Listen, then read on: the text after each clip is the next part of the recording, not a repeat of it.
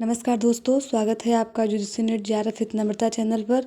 इस सीरीज़ में हम बात कर रहे हैं हिस्ट्री के जो मेरे सेल्फ नोट्स हैं उसके बारे में। मैंने 2 क्लास ऑलरेडी ले चुका है। ये जो आपका जो 3rd क्लास है जिसमें हम देखेंगे स्टोन एज के बारे में। तो स्टोन एज में हम सबसे पहले देखते हैं कि मानव की उत्पत्ति कैसे हुई।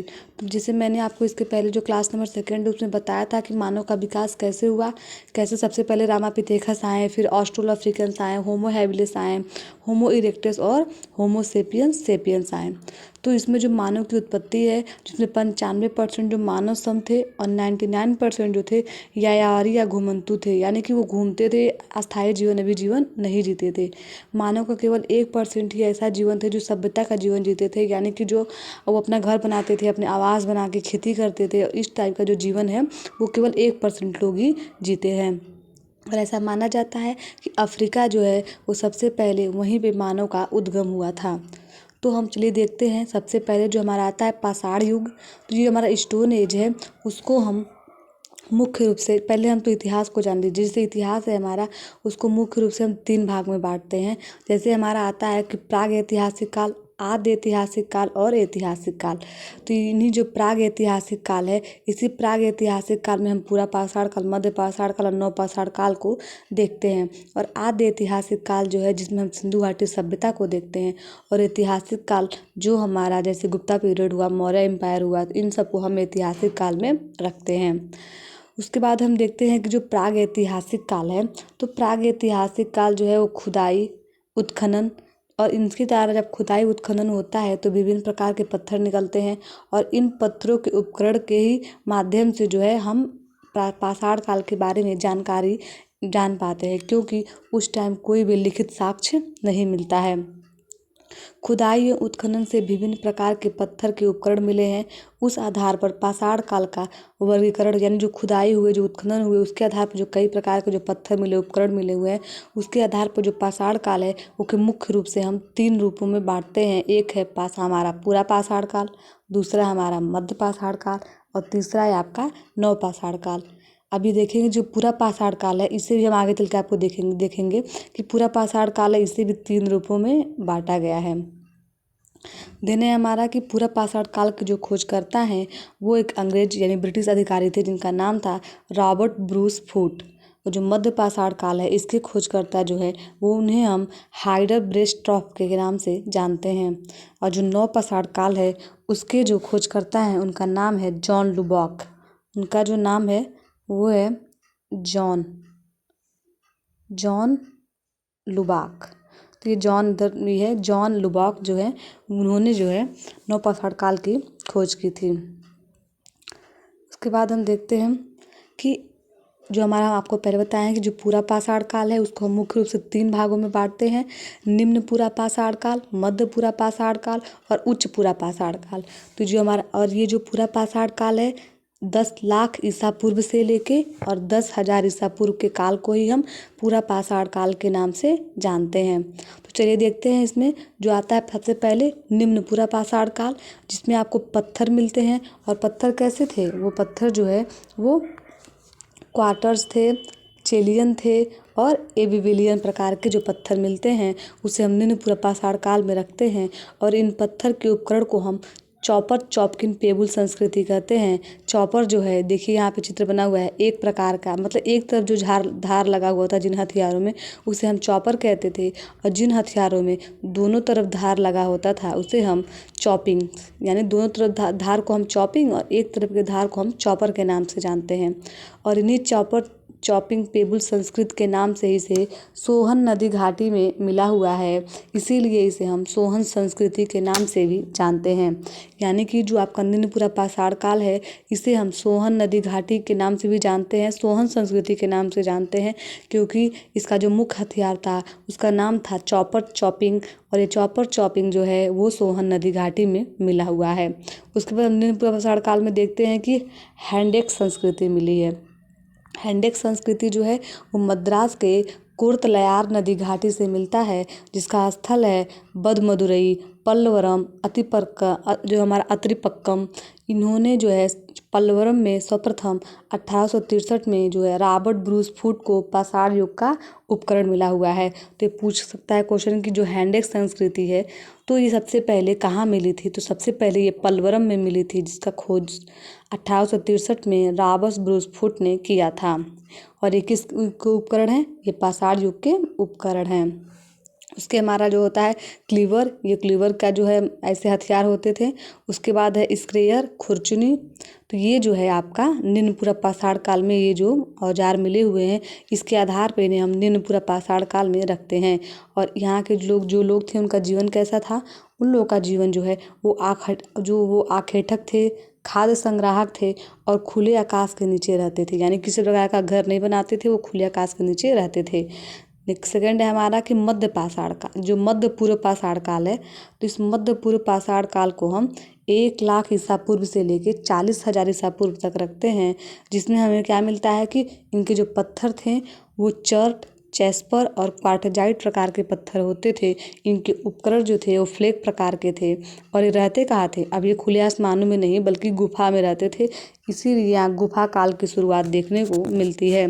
इसके निर्माता यानी कि कौन से ऐसे मानव थे जो इनके निर्माता थे, उसको हम जो हमारे नियंडरथॉल के नाम से जानते हैं। और पूर्व यानी कि मध्य पूर्व पाषाण काल के ही जो लोग थे, जो आदिमानव थे, उन्होंने आग जलाना सीखा और सामूहिकता का विकास किया और इन्होंने ही सबसे पहले शवों को दफनाना शुरू किया। ये क्वेश्चन पूछ सकता है कि शवों को सबसे पहले दफनाना किसने शुरू किया, तो आप बता सकते हैं कि मध्य पूर्व पाषाण काल के जो हमारे नियंडरथाल थे उन्होंने इसकी शुरुआत की थी। ये ढोना नहीं जानते थे, अर्थात धड़ का अभाव था।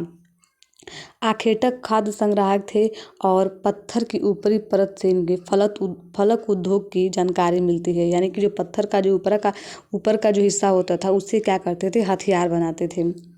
उसके बाद हम देखते हैं जो है उच्च पूरा पाषाण काल। हमने पूरा जैसे हमने सबसे पहले आप इतना दिमाग में रखिए कि जो आपका प्रागैतिहासिक काल है उसको आप 3 भागों में बांटेंगे, पाषाण, आदि ऐतिहासिक काल और ऐतिहासिक काल।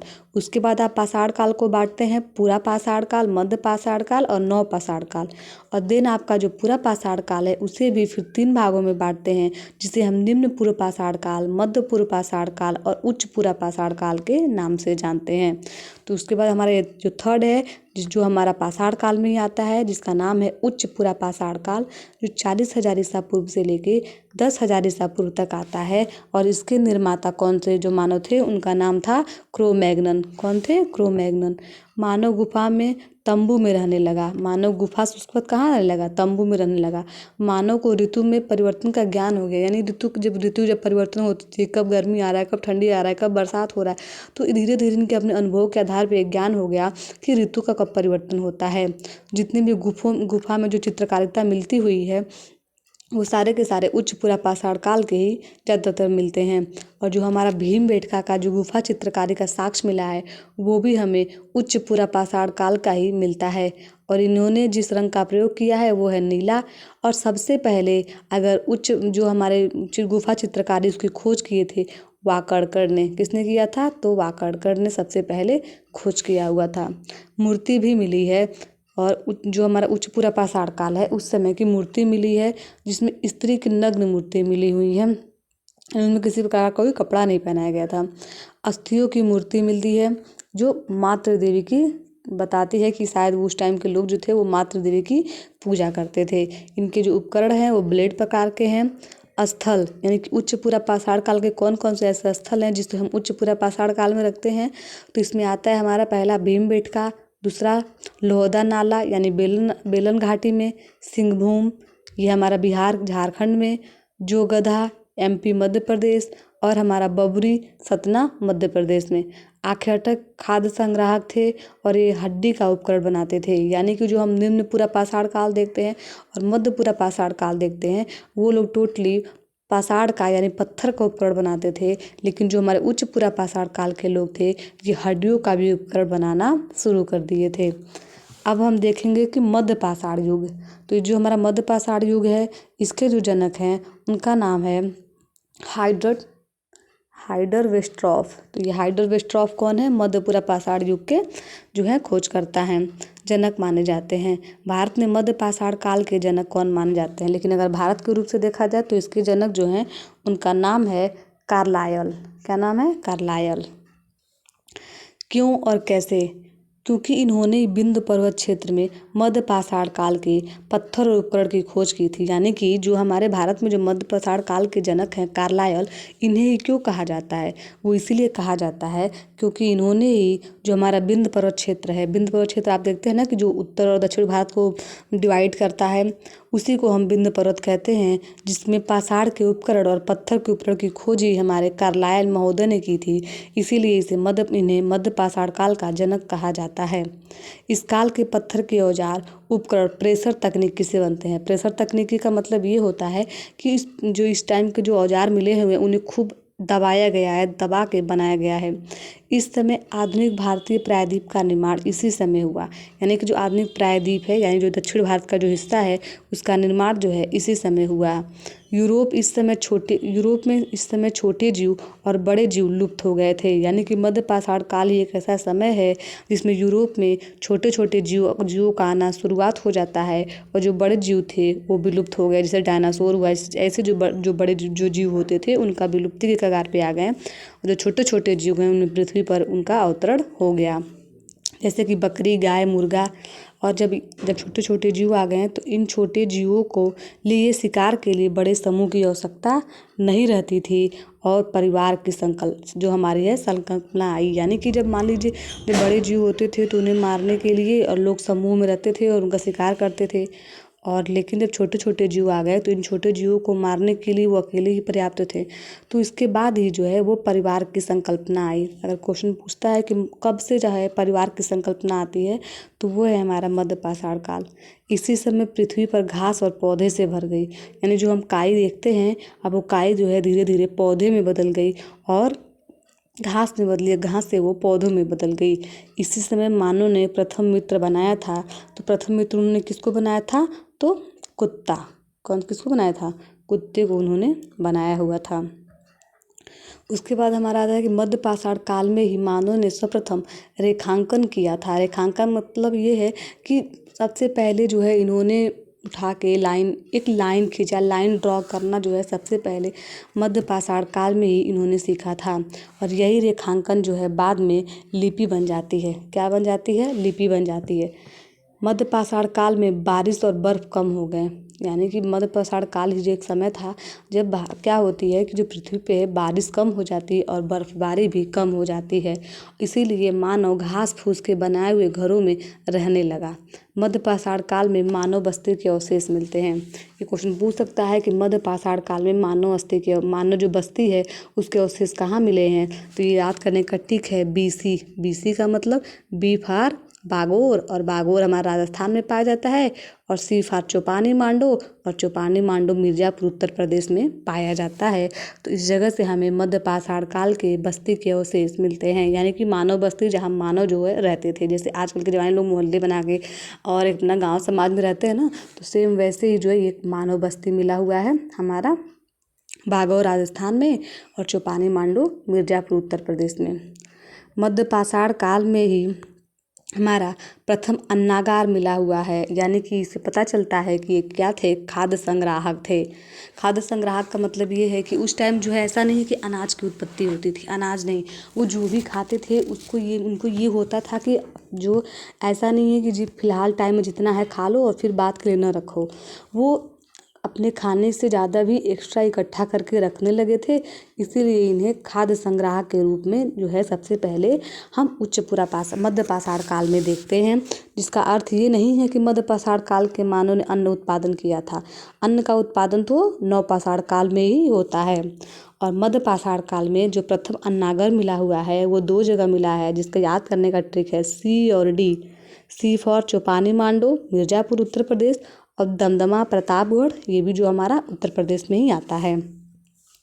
मध्य पाषाण काल में गंगा घाटी के स्थल में आते हैं। हमारा पहला है सराय नाहर प्रतापगढ़, मवदहा प्रतापगढ़, और दमदमा प्रतापगढ़। तो इनसे हमें कब्र मिली है जिसमें सामूहिक समाधान है, यानी कि मेल फीमेल को एक साथ दफनाया गया है। इसका जो साक्ष्य हमें मिलता है वो मध्य पाषाण काल के गंगा घाटी स्थल से मिलता है, जिसमें 3 मुख्य रूप से हैं। सराय नाहर जो प्रतापगढ़ में, महदहा प्रतापगढ़ और दमदमा प्रतापगढ़ से। अन्य स्थल में मिलते हैं जैसे हमारा बागौर जो राजस्थान में मिलता है। राजस्थान का जो भीलवाड़ा जो जिला है उसमें हमें तांबे का बाण मिलता है। जो लंगनाज है वो गुजरात में, जहाँ हमें 14 कब्र मिलती हैं। टेरी जो है वो तमिलनाडु में, जहाँ अस्थियाँ बालू के परत पर वो क्या हुई थी, बिखरी हुई मिलती हैं। इसे हम टेरी उपकरण के नाम से जानते हैं। लेखिया बगही खोर जो है वो मिर्जापुर में है, जिसे हमें मानव का कंकाल मिलता है। नेक्स्ट देखेंगे कि मध्य पाषाण काल के अंत में आते आते इन्होंने पशुपालन और पशुओं को चराना शुरू कर दिया। यानी कि अगर कोई क्वेश्चन पूछे, जैसे कि एग्जाम में क्वेश्चन आता है कि मध्य पाषाण काल में ही क्या किए थे, पशुओं को पालना, इन्होंने चराना शुरू कर दिया था। और पशुओं को जो हमारे पालने और चराने का साक्ष्य जो है वो 2 जगह से मिलता है, बागौर राजस्थान और आदमगढ़ से मिलता है। उसके बाद हम देखते हैं नवपाषाण काल। नवपाषाण काल में जो है हमारा, इसके जनक हैं जॉन लुबाक। इन्हीं के काल में कृषि का प्रारंभ होता है, यानी कि जो नवपाषाण काल है, तो कृषि का जो काल सबसे पहले जो शुरुआत होती है वो नवपाषाण काल में होती है। इसी समय जो हमारे आदि मानव थे उन्होंने खेती करना सीख लिया था। जो रखने के लिए बर्तन होते थे उन्हें मिट्टी का बर्तन कहते थे, और इस मिट्टी के बर्तन को हम मृदभांड के नाम से जानते हैं। कुम्हार के चाक का साक्ष्य मिला हुआ है, जो पहिया लगी हुई होती थी, और जो मृदभांड था उसका रंग जो है वो ब्लैक रेड वेयर, यानी कि काले लाल मृदभांड होते थे। कृषि की शुरुआत, विश्व में सर्वप्रथम कृषि की शुरुआत कहाँ पर होती है, तो उसका हमको साक्ष्य मिलता है जेरिको ग्राम में, जिसमें सबसे पहले गेहूं का जो है खेती की गई थी। सर्वप्रथम कृषि की शुरुआत की जो साक्ष्य है वो मेहरगढ़ से मिलता है। मेहरगढ़ से गेहूं का साक्ष्य मिलता है, जो आज के बलूचिस्तान या बोलन नदी में मिलती है। प्राचीनतम पशुपालन का प्रमाण, जो हमारा प्राचीनतम जो पशुपालन है उसका प्रमाण हमें जो है आदमगढ़ मध्य प्रदेश और बागौर राजस्थान से मिलता है। आदमगढ़ होशंगाबाद से हमें भैंस की अस्थि के अवशेष मिलते हैं।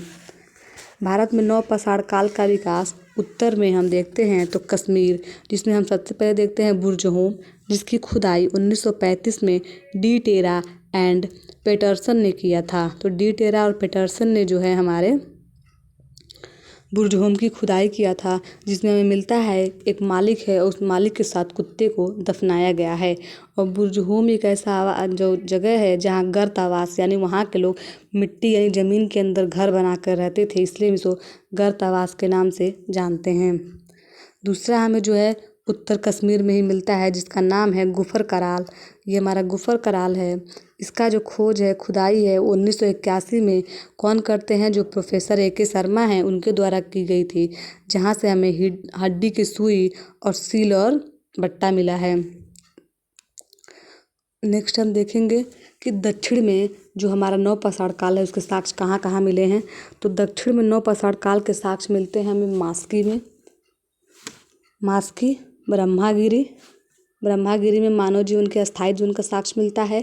संगनकल्लू, पिकली हेल और टी नरसीपुर से हमें दक्षिण भारत में जो है वो नवपाषाण काल के जो है अवशेष मिलते हैं। मध्यपूर्व में हम देखते हैं जिसमें गंगा घाटी आती है, इसमें हम देखते हैं चिरांद जो बिहार में है। यहाँ चिरांद एक ऐसा जगह है जहाँ ताम्रपाषाणी और पाषाण काल से क्या मिलता है, हमें हड्डी का उपकरण मिलता है। तो चिरांद ऐसा जगह, अगर क्वेश्चन पूछता भी एग्जामों में कि जो हड्डी के उपकरण कहाँ मिले हैं, ऑप्शन में चिरांद दिया हुआ होता है, तो हड्डी के उपकरण का जो साक्ष्य मिलता है हमें चिरांद से मिलता है। और चिरांद जो है आपका वो बिहार में पड़ता है, बिहार में।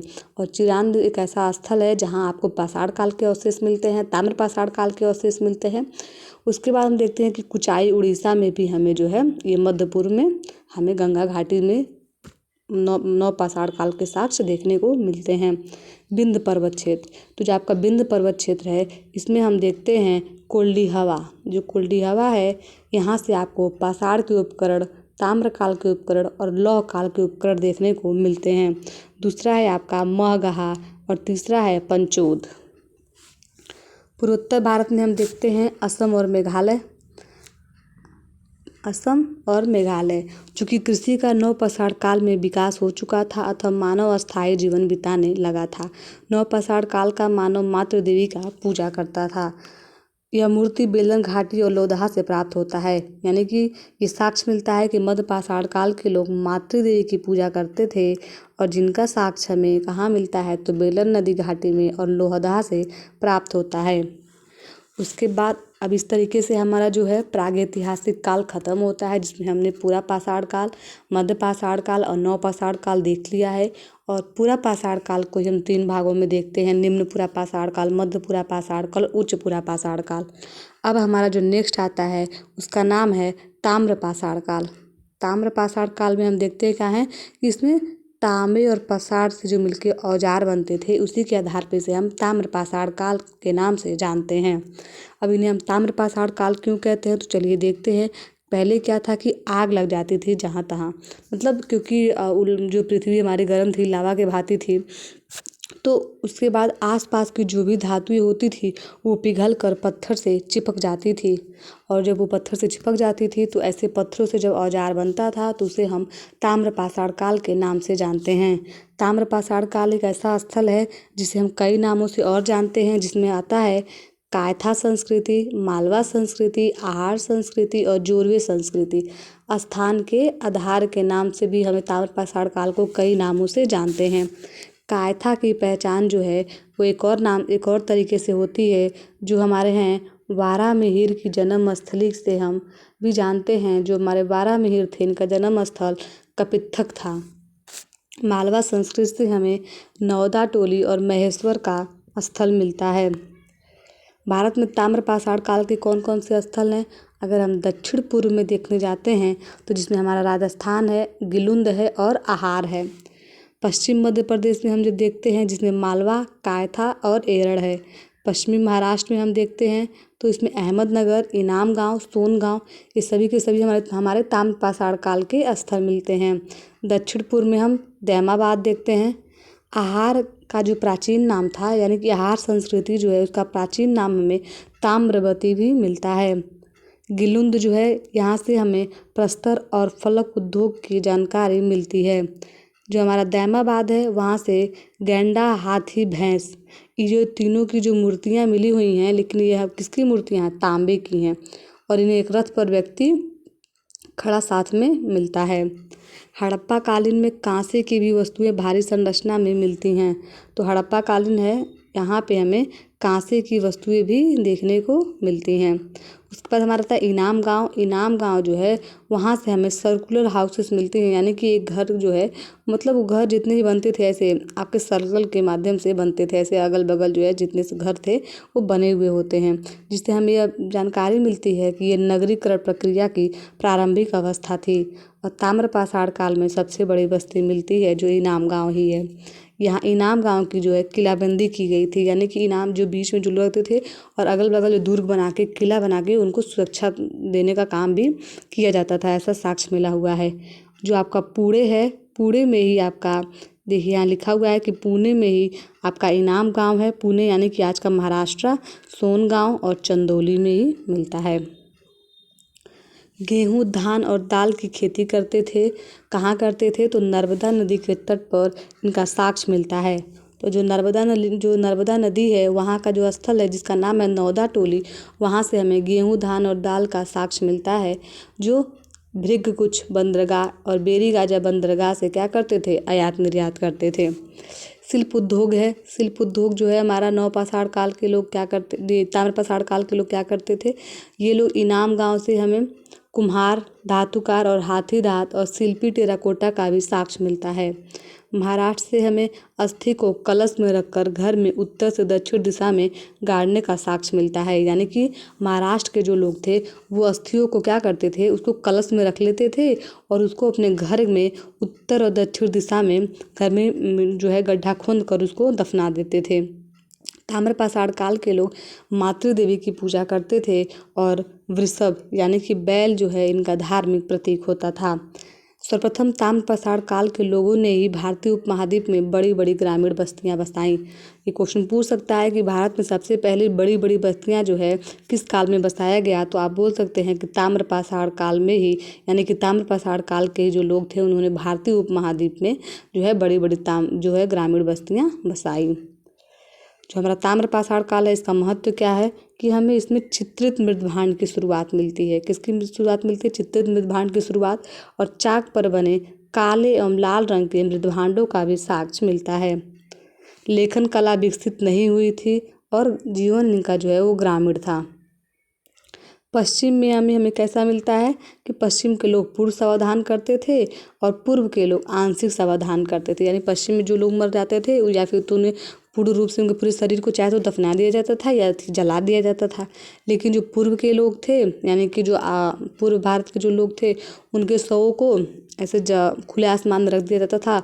और जैसे हमारे आज के पारसी धर्म में होता है, और जो भी जानवर है जो उसे खा लेते थे, बाकी जो बचा हुआ होता था उसको जो है वो दाह संस्कार का प्रयोग करते थे, इसलिए उसको हम आंशिक समाधान के नाम से जानते हैं। सबसे बड़ी तांबे की निधि कहाँ मिली है? तो हमें गुंगेरिया से मिली है। क्वेश्चन अक्सर पूछा जाता है। तो सबसे बड़ी तांबे की निधि कहाँ मिली है? तो गुंगेरिया से मिला हुआ है।